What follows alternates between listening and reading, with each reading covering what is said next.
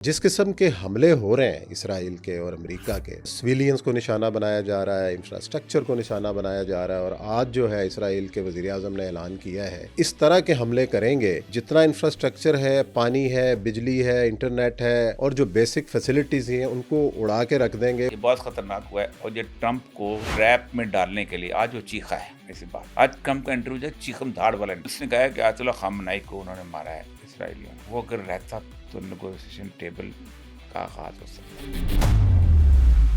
किसी भी जगह पे हेड ऑफ द स्टेट को नहीं मारा जाता। अब उसका कमांड एंड कंट्रोल सिस्टम खत्म हो गया है। अब वो सर्वाइवल की जंग भी लड़ेगा और उसके पास असलाह और इक्विपमेंट भी। अब 3 नारे लगते हैं हर जुमे में, मर्ग बर अमेरिका, मर्ग बर इसराइल, मर्ग बर जिद्दे विलायत फकीर। दूसरी बात यह है कि चाइनीज सपोर्ट उनको मिल चुकी है। कुवैत के अंदर जो 3 जहाज गिरे हैं, ये बेसिकली इसलिए गिरे हैं कि ईरान गूगल के सिस्टम से बाहर निकल गए। वो चाइनीज बेडो 3 सिस्टम है, उसके तहत वो आ गए। क्योंकि ट्रंप समझता था मैंने बोर्ड ऑफ पीस बना लिया है, अब कुछ नहीं होगा। 5000 फौजी हो गए वहां पर, $10 अरब उसने दे दिया। मुसलमानों ने ट्रंप का एतबार किया, लेकिन इसराइल का एतबार 2000 साल मार बहुत खाई है। कोई जगह ऐसी नहीं जहां से वो मार खा के नहीं निकले। अब अमेरिका गया फंस। अब अमेरिका वहां से निकलने की कोशिश करे। अब इसराइल जो है उसको निकलने नहीं देगा। इस वॉर सिचुएशन में इन द बिगनिंग ईरान जीतेगा।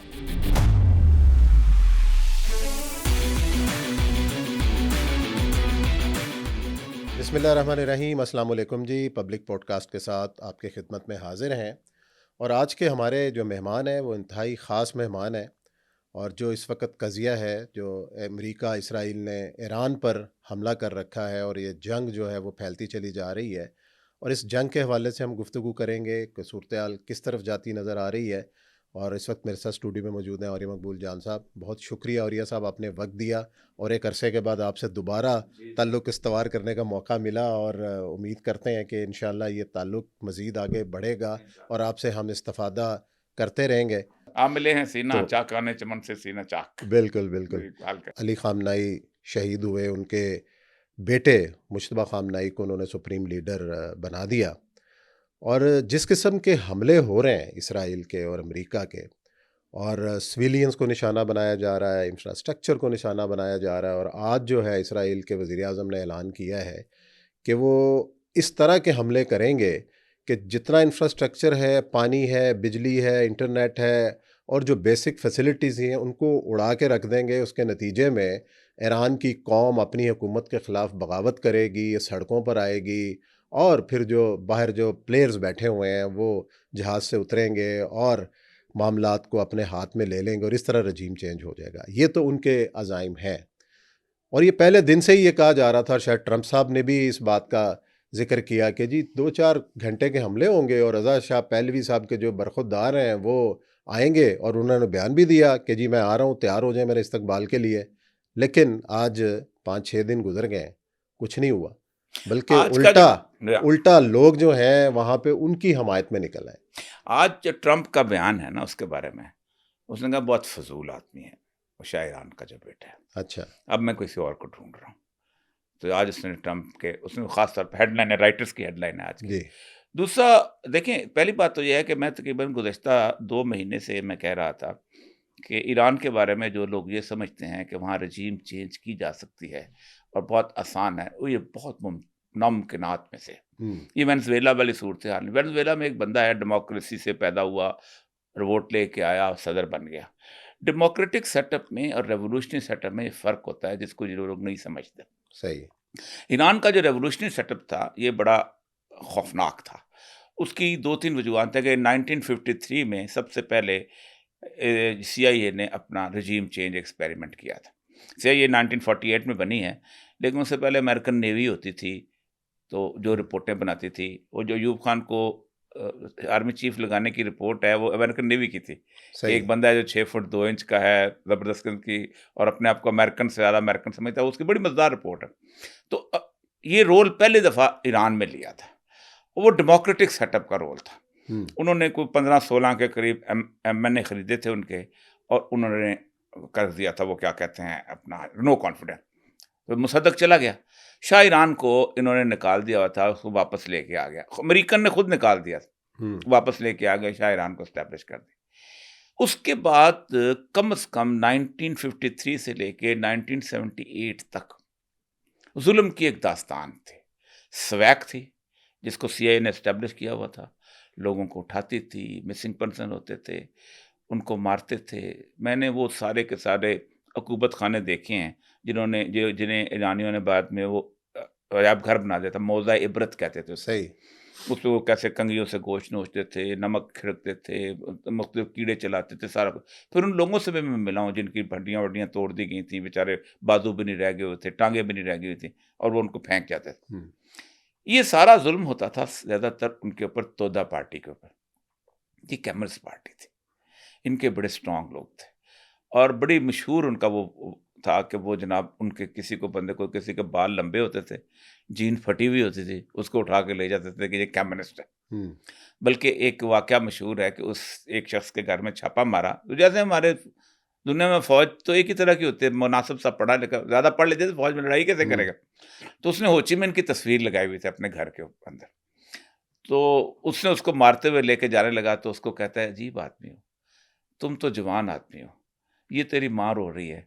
ये अपने बाप की कुछ इज़्ज़त रखते, पर वो हो ची मिन्ह को उसको बाप समझ रहा था। अच्छा। तो ये लेवल था उसका, लेकिन वो मारें खाती रहे।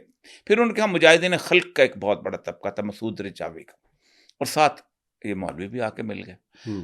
तो अक्सर औक़ात होता ये है कि इनकलाब जो है ना, ये अनार्की में फैलता है पहले। हुँ। हंगामे शुरू होते हैं, आगें लगती हैं, फलाँ होता है ये।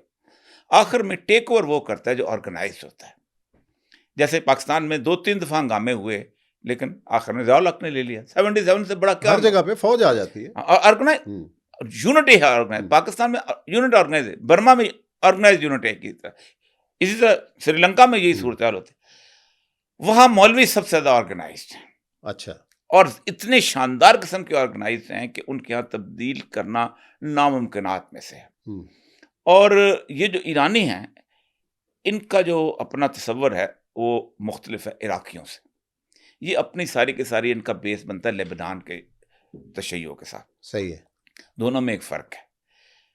जो इराक का शिया है, वो कहता है कि एक अरसे के बाद जब वक़्त आएगा, तो आखिरुज़्ज़मान जो है इमाम मेहदी वो तशरीफ़ लाएँगे, तो वो आके जो चाहेंगे वो करेंगे, तो हमें उस वक़्त तक मामला आराम। हुँ। इसीलिए वहाँ जुमा नहीं पढ़ाया जाता, क्योंकि जुमा जो है वो कहते हैं एक इज्तिमाई नमाज़ है, और वो जुमा सिर्फ़ और सिर्फ़ इमाम मेहदी पढ़ाएँगे।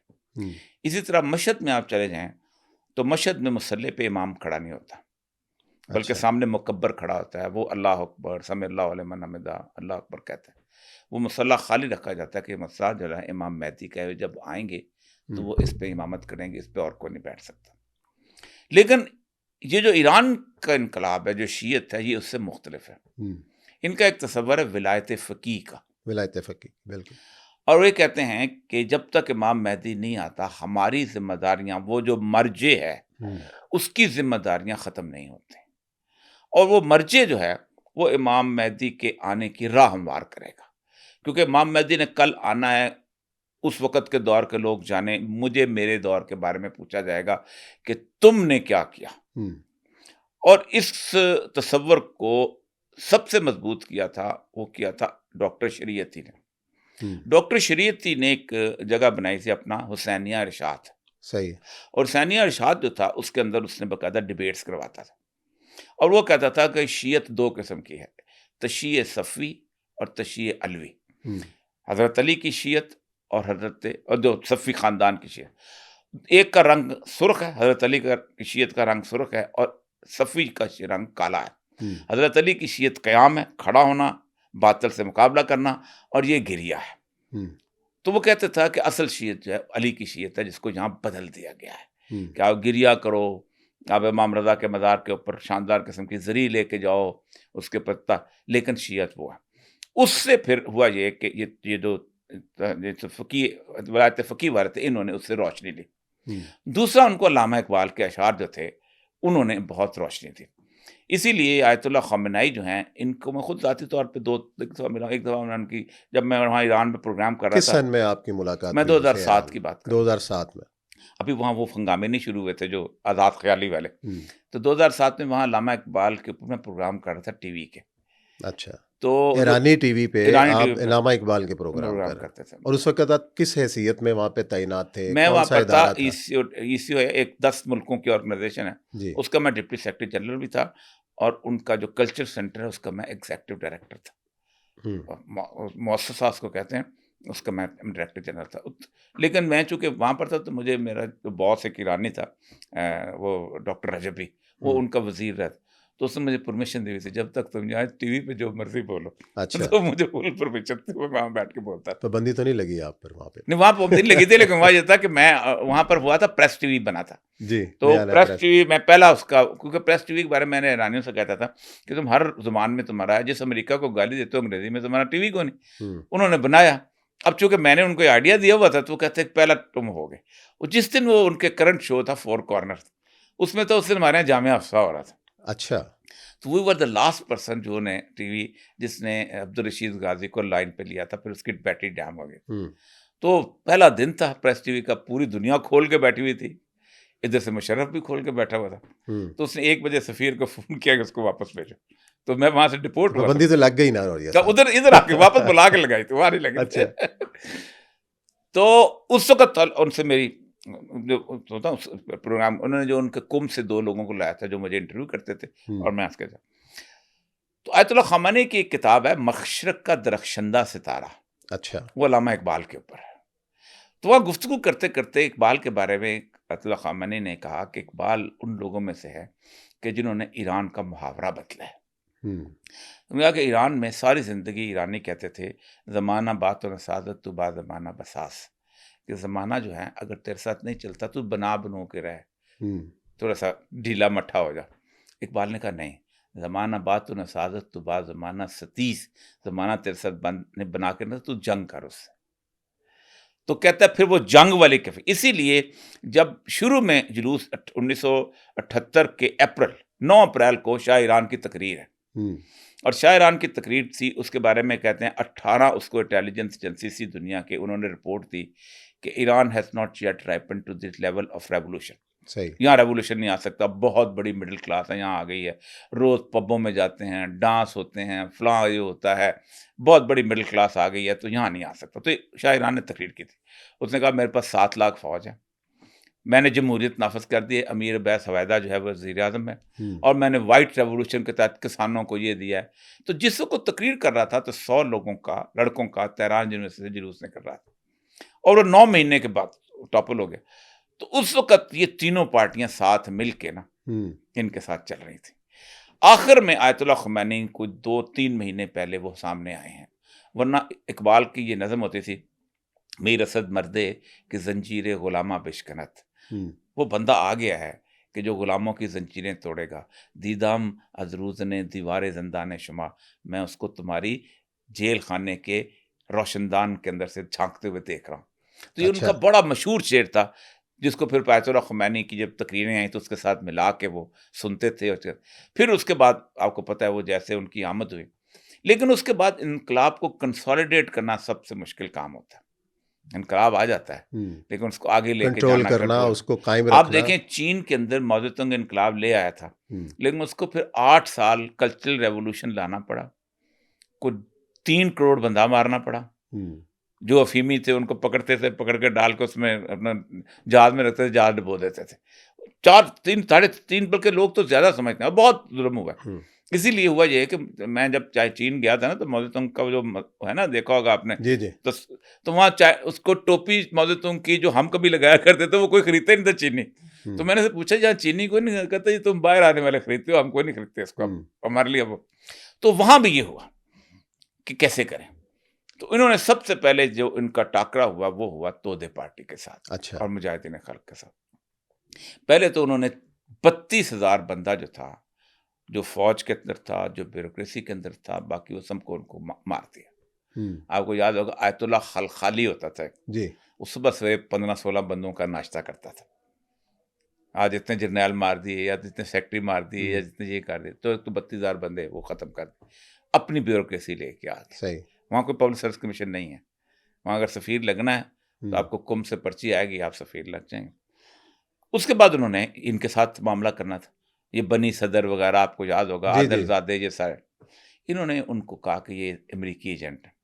हम्म, वो चीखते थे, हम तो अमेरिका के खिलाफ 25 साल से लड़ रहे हैं। हम्म, फिर उन्होंने कहा ये अमेरिकी एजेंट भी हैं और मुनाफिकीन भी हैं, अच्छा। क्योंकि असल मसला यह है कि वहाँ अहले तशय्युअ में मुनाफिकीन की बहुत बड़ी, मुनाफिकीन को वो खारजी कहते हैं कि हज़रत अली के खिलाफ, क्योंकि हज़रत अली से अलहदा हुए थे खारजी, तो खारजी क्या है। 51,000 बंदा जो है उन्होंने पकड़ा, हम्म, और आयतुल्लाह ख़ुमैनी का एक ऑर्डर है, एक रात के अंदर उनको फांसी दे दी। हम्म, उसके बाद इनकलाब की जड़ें मजबूत करने के लिए 2 ऑर्गेनाइजेशन बनाई। एक थी पासदारान इनकलाब इनकलाब। और दूसरी थी बसीज। हम्म, पासदारान इनकलाब वो थे कि जो फौज की तकरीबन रिप्लेसमेंट थी, कि अगर कोई थोड़ा सा भी हमारा इनकलाब को इधर उधर करने के लिए कोई जर्नैल उठता है, तो ये पूरी की तो पूरी फौज फौज के ऊपर एक चेक है। चेक। हम्म, और ये वो थे कि जिनके पास रेगुलर आर्म हम्म, इतने ज्यादा थे कि जिसके हिसाब है, जिसको कासिम सुलेमानी जिसका हेड था। जी। दूसरा उन्होंने बसीज बनाई, ये वॉलंटियर थे, लेकिन इनको साथ, जैसे हर एनजीओ जो है वो कहते हैं हम वॉलंटियर हैं, हम्म, लेकिन तनख्वाह सारे ले रहे होते हैं, पूरी दुनिया में ले रहे होते हैं, तो वो तनख्वाह देते थे उनको। सही। इनका काम था मॉरल चेकअप।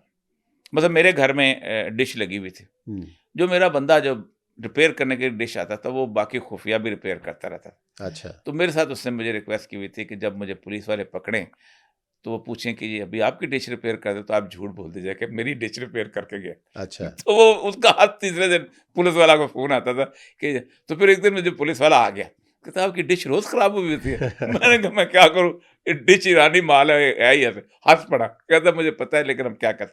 तो ये मॉरल चेक, हम्म, गाना कहाँ बज रहा है, औरतें जो है हिजाब, गश्त होता था हिजाब क्यों नहीं ली हुई, ये इस इन दोनों का इतना कंट्रोल हो गया जिसके हिसाब है। फिर जब ये इराक ईरान वॉर शुरू हुई है, हम्म, उसने इन्होंने और मुतहद कर दिया। उसमें ईरानियन नस्ल जो था ना उसका सामने आया। ये तो हमेशा से नहीं रहा कि ईरान का एक ईरान और प्राइड है कि इराक और जी वो अजम का तो था, अजम अजम अजम का उसमें तो जो है ना, अजम और अरब का जो था, अरब और। सदियों पुरानी तारीख है इनकी। इसीलिए जब अमेरिका ने इराक फतह किया, ईरान को बकायदा मौका दिया, दे टुक ओवर। और वहाँ जो अयतुल्लाह सिस्तानी के साथ और मुक्तसर से लड़ाई इस बात की हुई थी हम्म, कि ये ईरानी शियत यहाँ कैसे आ गए, क्योंकि वो सिस्तानी जो है वो विलायत फ़कीह को नहीं मानते। हम्म, अब 3 नारे लगते हैं हर जुमे में वहाँ पर, जुमे की नमाज के बाद, जैसे हमारे यहाँ जुमे की नमाज के बाद कुछ, वहाँ भी 3 नारे, और ये नारे जुमे की नमाज के बाद जुलूस के तौर पे होते थे। हम्म, मर्ग बर अमेरिका, हम्म, अमेरिका पर लानत, मर्ग बर इसराइल, इसराइल। मर्ग बर ज़िद्द विलायत फ़कीह, हम्म, जो विलायत फ़कीह को नहीं मानता उस पे भी लानत। हम्म, तो इतना स्ट्रॉन्ग, इसीलिए मैं इनसे कहता था कि उन्होंने जो अपने आप को मजबूत कर लिया है। मतलब ईरानियों के अंदर बाकायदा उनके अंदर घुटन थी। हम्म। मैं उनसे पूछता था कि ये सूरत-ए-हाल घुटन क्या है? थी तो इस्लाह पसंद सामने आए, वो मुख्तलिफ अली रफसंजानी हमें याद है कि अली वो रफसंजानी से सामने आए। पहले अहमदी ख़ातमी, नजाद खातमी। अहमदी निजात तो उनका अपना था, इनका इनका मौलवियों का नुमाइंदा था। लेकिन बाद में अब थोड़ा सा बाद में उनके आजकल खिलाफ नहीं, भी अभी हो। बेचारा इसी हाँ, पे हाँ। इनका अहमदी निजात को लेके आए थे, कालीबाफ था एक वहाँ पर मेयर, हम्म, उसको उठा रहे थे, और वो कि मैं खातमी साहब से मिला भी हूँ ना, जो पहले सदर थे, जो असल नुमाइंदा थे हम्म। इसके इस्लाह पसंदों इस्लाह के, पसंदों हाँ। के नुमाइंदा थे, मैं उनसे मिला। लेकिन वो भी इस्लाह पसंदी उतनी होती थी कि जितनी इजाज़त दी जाए। हम्म, पूरा उसने मौलवियों वाली तालीम हासिल की हो, उसके अंदर कोई रास्ता निकलता है तो निकाल लें। ये जो शाह परस्त थे ना ये लोग, ये काफ़ी थे वहाँ पर। हम्म, ये ईरानी, ज़ाहिर बात है, आप खुद सोचें कि एक ऐसी सिविलाइज़ेशन। तो मैं एक दफ़ा उनसे कहता था कि यार आप क्या करते हो? उनके आयतुल्लाह वगैरह दोस्त थे। ये औरतों को तो मेरी बेटी एक दफ़ा जा रही थी, तो वो बेटी को 11 साल की थी, हम्म, सबसे छोटी आप जानते हैं।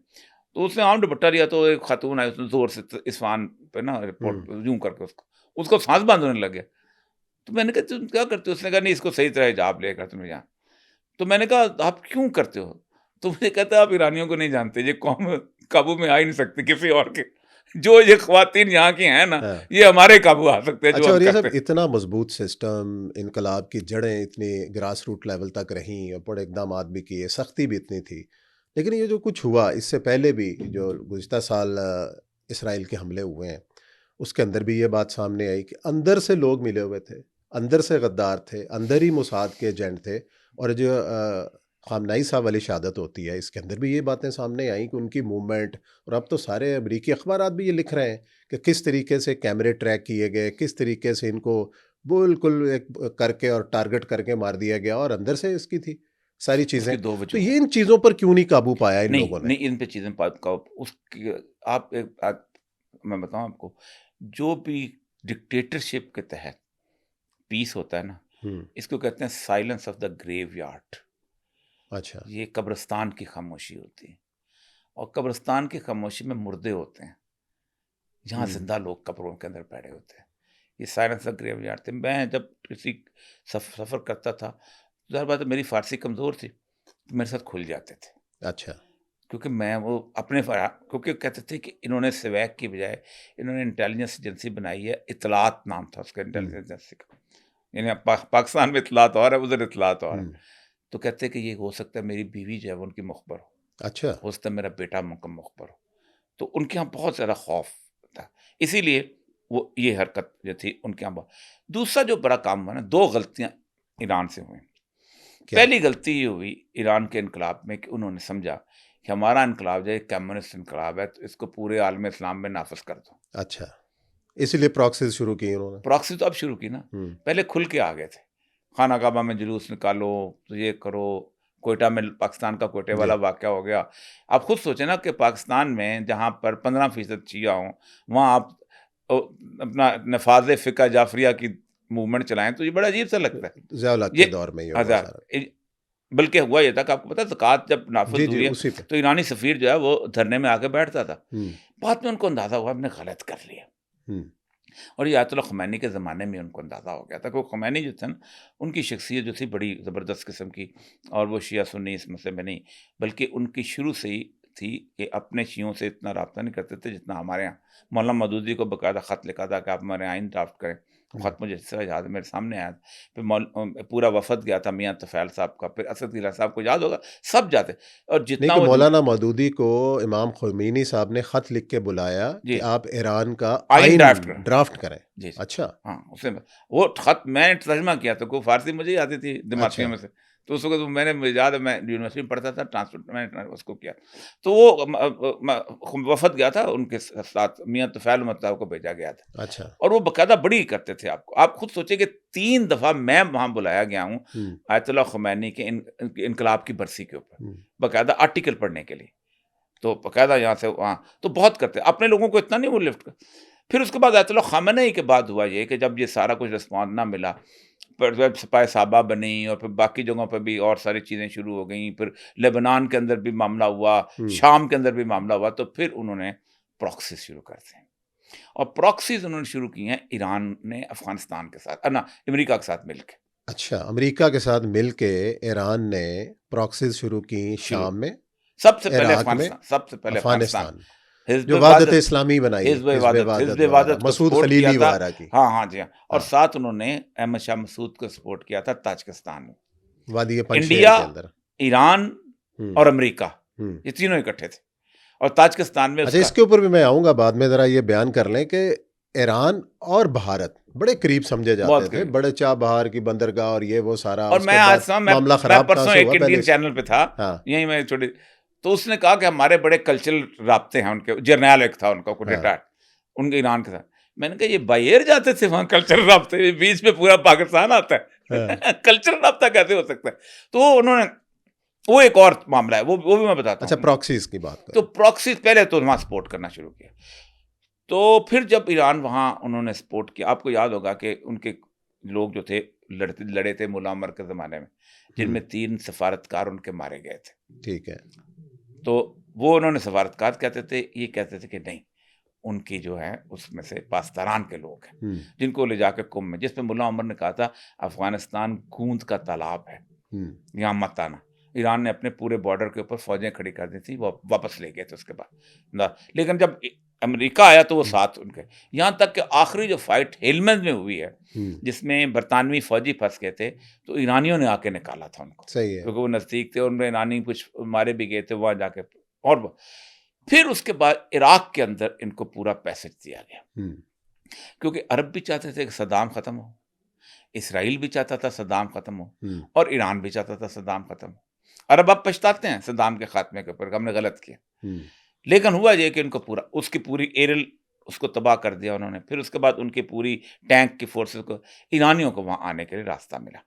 इन्होंने फिर वहाँ बैठ के खुद इन्होंने गवर्नमेंट्स बनानी शुरू की, और आपको याद होता है, यहाँ तक आप खुद सोचें कि ये पास्तारान का हेडक्वार्टर जो था 90% जो था वो बगदाद में होता था। बगदाद में था। और फिर उन्होंने वहाँ जाके सरमाया की इन्वेस्टमेंट भी शुरू की, और जैसे वो करते हैं बाकी जगह। फिर इनको शाम तक खुली छुट्टी मिल गई। फिर शाम से इन्होंने हिजबुल्लाह को वहाँ से निकाला और वहाँ शाम में लेके आए, फिर हलब में लड़ाई शुरू। 12 प्रॉक्सीज थी इनकी। आप इसको गलती समझते हैं ईरान की? बहुत बड़ी गलती, लेकिन अब उनके काम आएगी, अब उनके काम आएगी। उस वक्त गलती थी, उस गलती की वजह से मिडिल ईस्ट तबाह हुआ। बहरैन में प्रॉक्सी थी, यमन में प्रॉक्सी थी, कुवैत में प्रॉक्सी थी, कीफ का इलाका जो अल खुबर का इलाका है सऊदी अरब की, वहाँ प्रॉक्सी थी। 5 प्रॉक्सीज इराक में थी, ज़ैनबियून थी, फातिमियून थी। एक पाकिस्तान से भर्ती होते थे, एक अफगानिस्तान से भर्ती होते थे, लिवाई अब्बास थी, ये सारे ठीक। फिर शाम के अंदर प्रॉक्सीज थी उनकी, जो कि फिर उसके बाद लेबनान में प्रॉक्सीज। इन प्रॉक्सीज ने किया ये कि पूरे अरब दुनिया को अमेरिका के भी करीब कर दिया और इसराइल के भी करीब कर दिया, क्योंकि अमेरिकन ने कहा तुम्हें खा जाएंगे, और वो बड़ी कमजोर हुकूमतें। इस तरह तो ये तय हुआ ना कि पहले अमेरिका ने ईरान के साथ मिलकर उन प्रॉक्सीज को सपोर्ट किया और फिर इन गल्फ के कंट्रीज को डराया कि जनाब ये आपको फिर बेचा असला साढ़े लाओ। हाँ, फिर सबसे पहला जो मुल्क था वो खड़ा हुआ था साथ, वो था मुत्तहिदा अरब इमारात, जिसने अब्राहम अकॉर्ड साइन किया था, और उसने वो सारे का सारा बेस बनाया। मुत्तहिदा अरब इमारात को बाकायदा उन्होंने सोमालीलैंड के अंदर बाकायदा बेस लेके दिया इन्होंने, इसराइल ने, और सोमालीलैंड को अब जाकर तस्लीम की। फिर सूडान के अंदर इन्फ्लुएंस बनाया, फिर लीबिया में कर्नल कज़ाफ़ी के मुकाबले में जो दूसरा जर्नैल है उसको भी यूएई के साथ, तो यूएई को उठाने की कोशिश कि तुम बड़ी चीज़ है तुम, और वो फिर इंडिया के राब्ते साब्ते सारा को ईरान प्रॉक्सीज के साथ चलता रहा। कासिम सुलेमानी जो है वो पहली अमेरिका की थी कि अब हमने ईरान को खुदा हाफिज कहना है, तो कासिम सुलेमानी की वो जो है वो शहादत हुई थी। लेकिन उसका जो रिजल्ट हुआ वो अमेरिकन हेडक्वार्टर के पूरे उड़ाए जाने पे हुआ इराक में हमले हुए, जिसको आज समझते हैं कि हमने गलत किया था कासिम सुलेमानी की डेथ का। उसके बाद फिर न्यूक्लियर साइंटिस्ट मारे गए, फिर वो ऐसा करते रहे सब, लेकिन अमेरिका पीछे हट गया था। जो बाइडेन के जमाने में काफी हद तक उन्होंने तय कर लिया था कि बस नहीं इतना ही। ट्रंप जो है ना, देखिए मैं आज तकरीर देख रहा था कुछ जर्नैलों के, जो उन्होंने अमेरिकन फोर्सेस के अंदर उन्होंने तकसीम किए। उसने कहा है कि ट्रंप ने कहा है कि हजरत ईसा आ रहे हैं इसलिए तुम लड़ो। अच्छा, पूरे मजहबी फैक्टर, क्योंकि ट्रंप जो है ये है इवेंजलिस्ट। इवेंजलिस्ट कहते हैं कि जब यहूदी जो है अपना थर्ड टेम्पल हैकल सुलेमानी तमीर होंगे तो उसको गिराने के लिए ईसा आएंगे, तो इनको जल्दी जल्दी मदद करो ताकि तमीर करें, हजरत ईसा आ जाए। अच्छा, तो एक तो अब वो हुआ ये है कि ये एक न्यूक्लियर साइंस, लेकिन इजराइल जो था वो चाहता था कि अमेरिका जो है इसके अंदर इन्वॉल्व हो। लोग कहते थे कि अमेरिका शुरू में, और ये सब लगा ऐसे कि शायद ट्रंप जो है वो टाइम देना चाह रहा था सफारतकारी को, और मुज़ाकरात भी हो रहे थे, अच्छी खबरें आनी शुरू हो गई कि ईरान भी मान गया और ट्रंप ने भी कहा कि मैं वादा करना चाहता हूँ। लेकिन आखिर ये इसके पीछे क्या वजह है? देखिए, कि इसराइल का हुक्म बजा लाने में कोई भी अमरीकी सदर हो वो किसी शशोपंज का इजहार नहीं करता और कूद पड़ता है मैदान में। इसकी क्या वजह? एक किताब मजबूर है अमेरिकन पॉलिटिक्स। हेनरी फोर्ड की एक किताब है इंटरनेशनल ज्यू, ये 2000 सफ़े की किताब है। ये अमेरिका में बैन है, बाकी जगह पे बैन है, पढ़ने वाली किताब है। ये उसके आर्टिकल्स थे, ये 1920 में लिखी गई थी।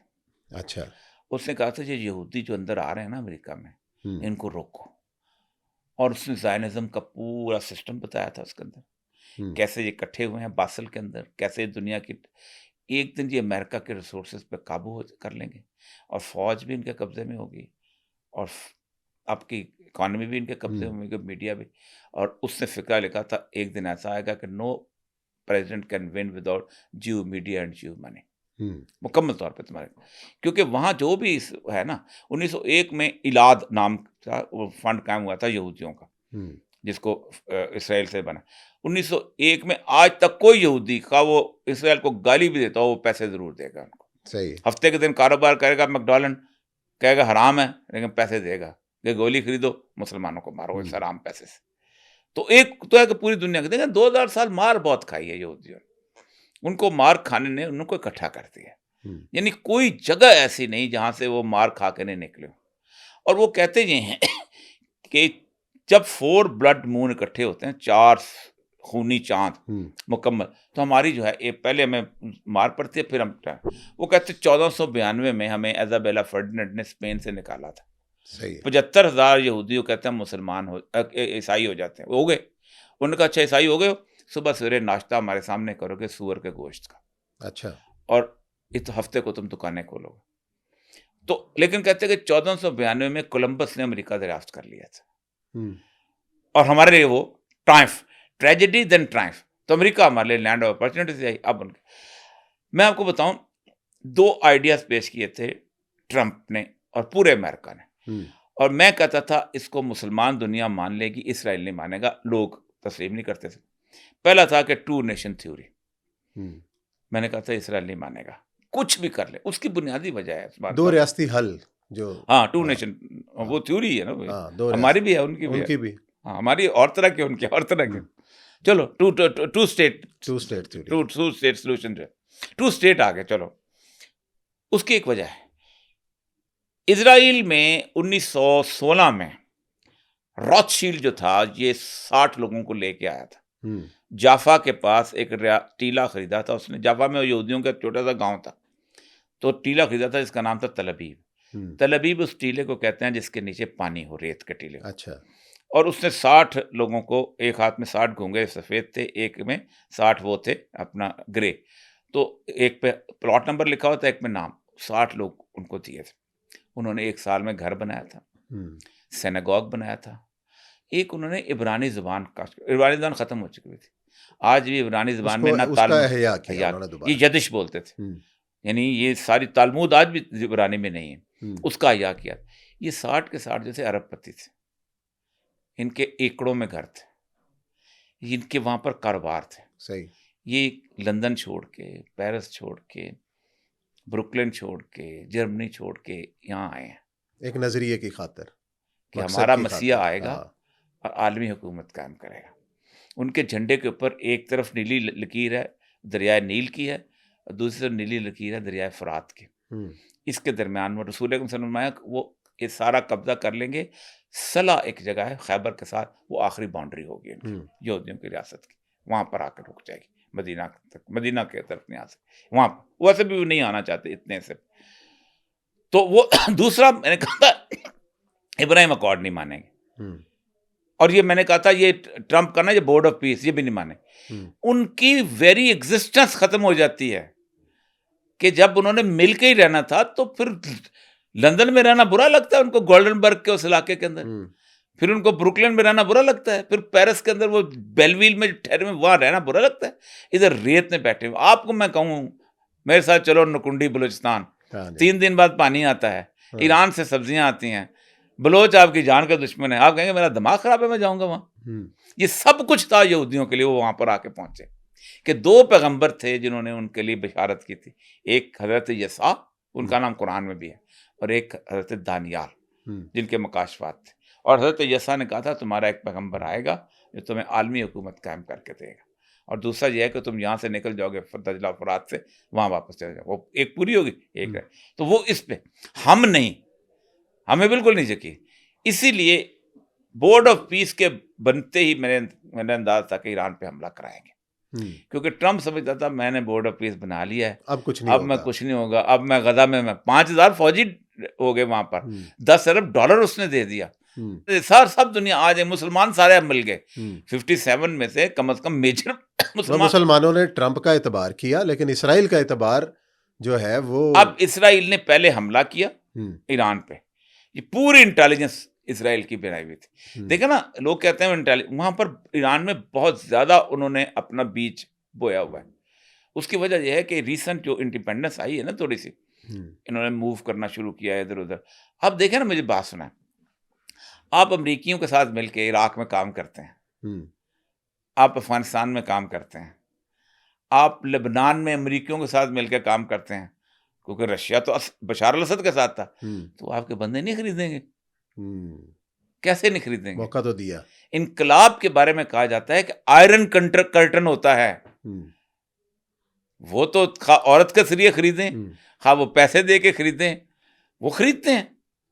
ये तो जासूसी की किताबें पढ़ लेना, किस तरीके के साथ स्पाइंग जो है होती थी।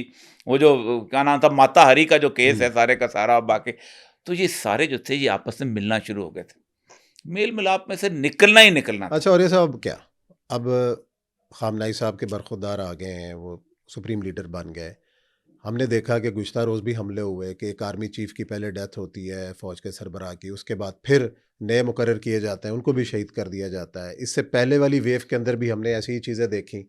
एक जो कमांड एंड कंट्रोल सिस्टम है कि जब जंग जारी हो, कोई पता नहीं कौन कहाँ है, राब्ते मुनक़ता हो जाएँ, तो जो इस वक़्त कमांड एंड कंट्रोल है, वो कैसे चल रहा है ये ईरान का? बहुत वो किस खतरनाक हुआ है, तरीके से है? ये बहुत खतरनाक हुआ है। और ये ट्रंप को ट्रैप में डालने के लिए आज वो चीखा है इस बात पे। हुँ, आज ट्रंप का इंटरव्यू जो है चीखम धाड़ वाला इंटरव्यू।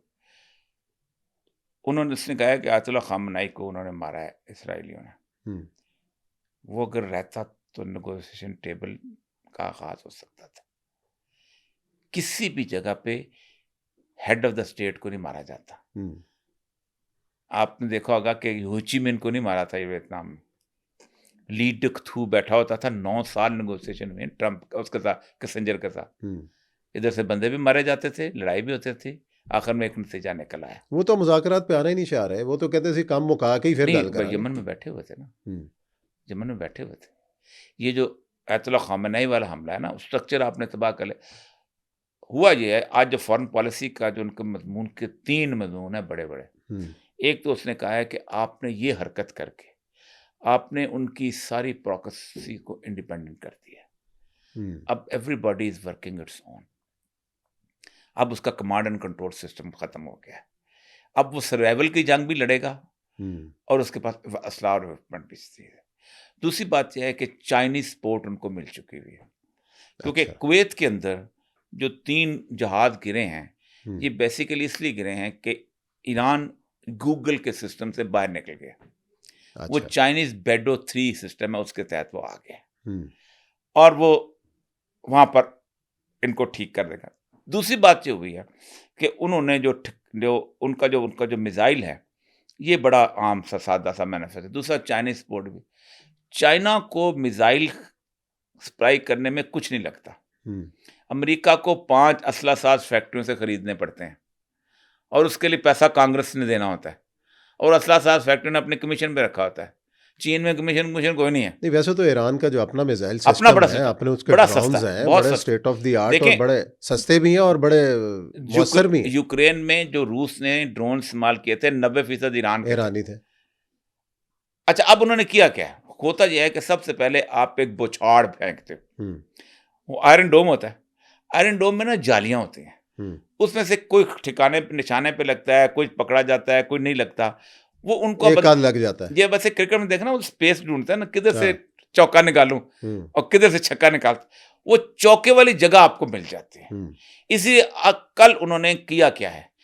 कल उन्होंने एम्बेसी पे हमला किया रियाद की, हुँ, लेकिन एम्बेसी पे नहीं किया, सीआईए हेडक्वार्टर पे किया। हुँ, पूरी एम्बेसी बची है, सीआईए हेडक्वार्टर नहीं, मुकम्मल तौर पे तबाह हो गया। विच पर कहा जाता है उसने आँखें फोड़ दी, हुँ। The eyes. दूसरा ये है कि जो सिस्टम है ना, रोकने वाला बहुत महँगा होता है। पैट्रियट मिसाइल है जो हुँ। तो उनके वो बहुत ज़्यादा वो महँगा उसकी होता है। मिसाल ऐसे ले लें कि ₹10 के मिसाइल को रोकने के लिए आपको ₹5 लाख का 5 लाख मिसाइल रुपए का चाहिए। मिसाइल लॉन्च हाँ। करना, ऐसे करके ना हुँ, बकायदा जाल बनाना पड़ता है। तो वो आहिस्ता-आहिस्ता डिप्लीट होना शुरू हो जाएगा जी। दूसरा उन्होंने ये कहा है कि देखो बात सुनो, ये तुम्हारे 12 अड्डे हैं जहाँ पर हुँ, अमेरिका के, 51,000 सिपाही हैं तुम्हारे इस वक़्त पूरे इलाके। तुम यहाँ से उड़ के नहीं आओगे हमारे पास, जिधर मर्ज़ी से आओ, क्योंकि हुँ। तुम हमारी रेंज के अंदर हो। सही है। दूसरा ये है कि चाइनीज़ ने और रशिया ने बाकायदा उनको, मतलब चाइना के साथ बॉर्डर वॉर्डर इनके वो मसला है ही नहीं, ताजिकिस्तान, तुर्कमेनिस्तान में सारे। तो अब अमेरिका गया फँस। हुँ। अब अमेरिका वहाँ से निकलने की कोशिश करेगा, कैसे? बहुत मुश्किल है। अब इसराइल जो है उसको निकलने नहीं देगा। हुँ, सिर्फ 2 वजह। मैं फिर कहता था कि ये जंग, इसके सबसे ज़्यादा मुखालिफ हैं और वो हैं अरब। हुँ, वो कहते हैं हम नहीं, क्यों? 25% तेल जो है यहाँ से जाता है। 25% तेल में किसका तेल है? यूएई का, हुँ, बहरीन का, कुवैत का, कतर का। 70% सऊदी अरब का हम्म, और यमन। ये तेल जब हो गया बंद, स्ट्रेट ऑफ हॉर्मज़ जो है ये 32 मील है, हम्म, लेकिन जहाज के गुजरने की जो है वो सिर्फ 3 मील है। हम्म। तो उस 3 मील पे अगर हर 15 मिनट बाद एक मिसाइल ही फेंकते रहें तो जहाज कहाँ से जिसका कल गुजरेगा? ट्रंप ने कहा है कि हम इंश्योरेंस करेंगे, हम अमेरिकी नेवी भी पीछे लगाएंगे, जहाज़ों को गुजारेंगे वहाँ से। मुश्किल है ना।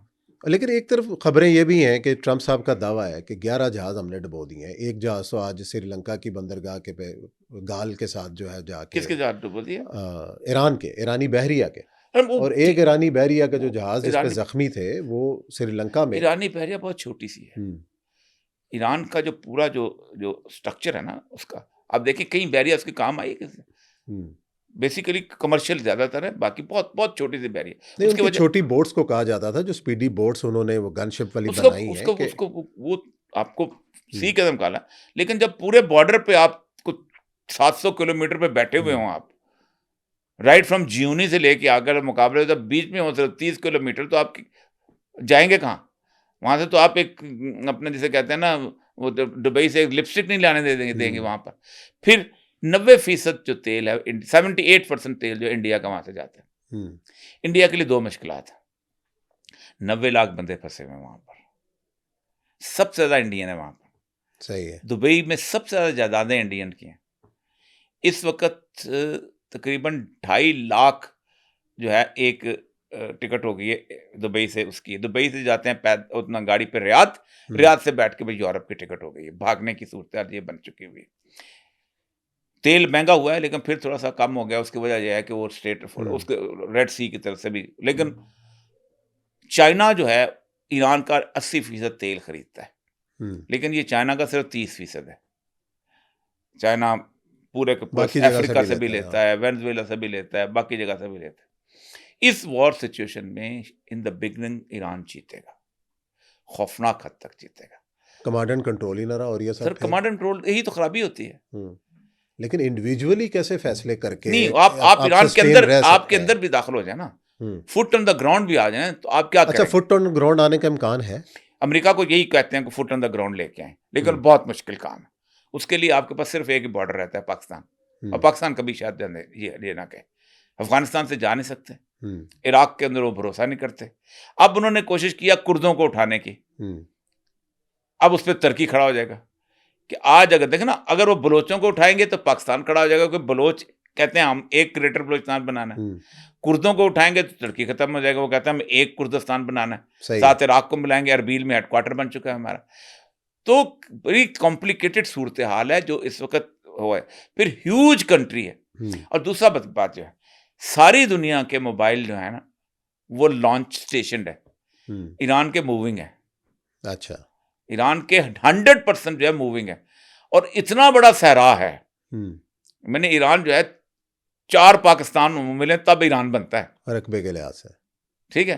तो वो इधर से निशाना बनाते हैं, मूव करके उधर निकल जाता है लॉन्चिंग पैड, मोर करते हैं उधर से उधर निकल जाता है। 100% उन्होंने उसके मूविंग लॉन्चिंग पैड रखे हुए। हुँ। फिर तेल का उनको मसला कोई नहीं, उन्होंने चलाना है तेल, उनके लिए सबके बड़ा तवानाई का मसला कोई नहीं। बाकी तो खुराक वगैरह तो इतनी होती है ना हर इसीलिए तो मुल्क। इसराइल और अमेरिका इंफ्रास्ट्रक्चर को निशाना बना रहे हैं, तेल के ज़खायर को निशाना बना रहे हाँ, हैं, लेकिन पुल्लों को ज़खा। बिल्कुल है, हुँ, लेकिन ये फैल सकती है बहुत बड़ी, और ये फैलेगी अगर, तो ये प्रॉक्सीज़ हर मुल्क के अंदर मौजूद हैं।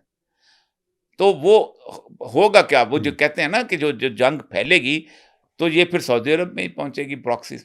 अब बहरैन में 70% शिया है, हुँ, कुवैत में इतने शिया हैं, और वो शिया, और लेबनान के अंदर शिया है, फिर हिज़्बुल्लाह के सारे, सीरिया के अंदर शिया हैं, इराक के अंदर जो भी है, सिस्तानी को अगरचे कि जो कुछ भी हो, आपको खुद पता है कि मुक़्तदा सदर खड़ा हो गया था। हाँ। उसने तो इलेक्शन जीता है बाकायदा उसके अंदर। तो वो विलायत फ़क़ीह वाले टेक ओवर कर लेंगे, क्योंकि विलायत फ़क़ीह वो है अच्छा, जैसे इराक से ये जो मुक़्तदा सदर और बाकी जो ईरान के हमायत याफ़्ता ग्रुप हैं, इनकी किस तरीके से हमायत हासिल है ईरान को इस वक़्त? इस वक़्त तो ख़ैर इराकी ख़ामोश ग्रुपों है, की। इस वक़्त ख़ामोश हैं। उसकी इसलिए क्या वजह है? क्यों उसकी एक ख़ामोश? बुनियादी वजह ये है कि वो खुद अभी तक समझते हैं कि इराक ने, अब ये बड़ी सख्त बात हो जाएगी, हुँ, वो समझते हैं कि ईरान ने सिर्फ हमारे ऊपर हुकूमत करने की कोशिश की है। अच्छा। ये ईरानी नस्ल परस्ती जो है ना, अच्छा, उसका मसला है ये। वो वाली शीयत नाफज की है उन्होंने। अच्छा। देखें ना, आप खुद सोचें, कि इराक के अंदर अगर फोर्सेस को गवर्न करता हो कासिम सुलेमानी जो कि ईरानी हो, तो अरब तो बर्दाश्त नहीं करता ना, वो तो गूंगा कहता था इनको सारी जिंदगी। अच्छा। वो अरब और अजम की लड़ाई जो है ना अंदर, ये लड़ाइयाँ खत्म नहीं होती। ये अरनाई और कश्मीरी की लड़ाई लाहौर में खत्म हो सकती कभी। अच्छा, अब क्या देख रहे हैं? सर अभी तो ईरान जो है उनका पल्ला भारी रहेगा, लेकिन अमेरिका निकलेगा। कैसे निकलेगा? कांग्रेस का अमेरिका के बहाना बनाए। निकलने का रास्ता क्या वियतनाम से है? निकला है ना, वियतनाम से, अफगानिस्तान से निकला है ना। हम्म, कांग्रेस कह देगी नहीं निकलो, गलत फैसला किया। ट्रंप को 2-3 सुनाएंगे, गलत फैसला किया। जैसे उस कहते रहे निक्सन आके पुराने वालों को सुनाता रहा, निकल गया वहां से। अच्छा, दूसरा सबसे बड़ा जो लेकिन सर हाँ, अगली सिनेरियो और खौफनाक, इजराइल सामने आएगा। हम्म, और ये इजराइल की ख्वाहिश भी यही है, क्योंकि एक बात है, इजराइल चाहता है वहां पर आलमी हुकूमत कायम करना। हम्म, आर्मी हुकूमत करने के लिए आपको 2 चीजें चाहिए होती हैं। इधर आपका साइज बहुत बड़ा हो, या दुनिया में आलमी ताकतों का साइज छोटा हो जाए। सही है। रशिया को बाकायदा पूरी कुव्वत के साथ उन्होंने दबा दिया। हम्म, वर्ल्ड्स 88% ड्रोन इसराइल बनाता है, असला सारा उनके पास है। सिर्फ वॉल स्ट्रीट से उन्होंने लैपटॉप उठाने हैं, और लैपटॉप उठा के यहाँ खोलने हैं, सारी बैंकिंग उनके पास चले जाएगी। हम्म, अमेरिका को अब वो उसी तरह डुबोना चाहता है जैसे रशिया, क्योंकि आपका साइज छोटा है, हम्म, आपने आलमी हुकूमत कायम करनी है, आपने थ्रोन ऑफ डेविड पे बैठ के हुकूमत करनी है। सही है। इसीलिए आपको अंदाजा नहीं कि इस वक्त यूरोप के अंदर बहुत खौफनाक किस्म की एंटी इसराइल फीलिंग है। और रसूल वसल्लम की हदीस भी है। धमकी भी तो लगाई है ट्रंप ने। जी हाँ, बरतानवी वजीर रसूल वसल्लम आजम। की हदीस भी है कि तुम्हारी अहले मगरब के साथ सुलह होगी, हम्म, और फिर तुम जब जंग जीत जाओगे तो कुस्तुनतुनिया जब फतह होगा दोबारा, तो फिर वो सुलह खत्म करके फिर तुम्हारे ऊपर हमलावर हो जाएंगे। तो अभी वो जो पुरानी 2000 साल की जो जंग है ना, वो इनके, वो कहते हैं हमें मरवा रहा है, हर जगह पे मरवा रहे हैं हमें। देखे ना आप इस वक्त तो अफगानिस्तान में तो मरे तो ये मरे, पैसा लगे तो इनका लगे। यानी 1979 से लड़ रहे हैं। इसराइल को तो एक सिपाही आगे नहीं लड़ा रूस के खिलाफ। कम्युनिज्म के मुकाबले में हम लड़े जाके, शेर ये बन जाए वहां पर सारा कुछ सब कुछ। उसके बाद आके अमेरिका ने फिर जो दहशतगर्दों के खिलाफ लड़े थे हम। अब उसने जो नेतन्याहू ने बयान दिया कि हम सुन्नी दहशतगर्दी और शिया दहशतगर्दी दोनों को खत्म करना चाहते हैं। सुन्नी दहशतगर्दी में अफगानिस्तान है, वहां पे बगराम एयरबेस लेना है हमने, इधर ये करना है। अब ये इस जंग में मुझे लगता है कि फिलहाल पल्ला भारी रहेगा, लेकिन जब वो निकला ना, फिर क्या होगा? फिर मैं आपको छोटी सी फिर ईरान रूस और ईरान पीछे से निकल जाएगा, क्योंकि गल्फ के साथ उनके भी तल्लुकात हैं। फिर इसराइल और ईरान मुकाबले पे अकेले रह जाएंगे। अच्छा, अब जो गल्फ कंट्रीज़ हैं, मतलब एक तरफ कतर है, यूएई है, सऊदी अरब है, इसके ऊपर जो ईरान ने हमले किए, और वो तो ये कहते रहे कि जनाब हम तो आपको सपोर्ट कर रहे थे, हम तो आपके मुज़ाकरात के अमल के हामी थे। आज ओमान के ऊपर भी उन्होंने किया, ओमान सारे इसको प्रोसेस को जो फैसिलिटेट कर रहा था। लेकिन इनके ऊपर हमलों का स्ट्रेटेजिकली ईरान को क्या फ़ायदा हुआ? क्या ये भी एक ईरान की गलती है? एक बड़ी गुड मॉरल ग्राउंड पे था ईरान। गलती नहीं, ओमान वाहिद मुल्क है कि जो गल्फ में सबसे अलग है और जिसको ईरानी तस्लीम करते हैं। मैं उनके काजिल कजात से मिला था आज से कोई 8-10 साल पहले, तो उस ज़माने में बड़ी लड़ाई छड़ाई ईरानी से। तो उससे मुझे काजिल कजात ने कहा था कि ये उन्होंने रसूल अकरम का ख़त साथ रखा हुआ कि उन्हें यमन के, उसको कहते हैं हर मसली यमनी, तो हमें कहा था कि तुम यहाँ से निकलो और तबलीग पे चले जाओ। तो हम इंडोनेशिया चले गए थे, मलेशिया चले गए, तमाम इस्लाम। ईरान के साथ हमारे कहता तल्लुकात सबसे बेहतर, ईरानी उसको बिलीव भी करते हैं, वहाँ भी गल्फ़ वालों के साथ भी। यानी आप सोचें कि उस वक़्त हौसीज़ की बगावत थी, लेकिन मस्कत ओमान ठीक रहा है।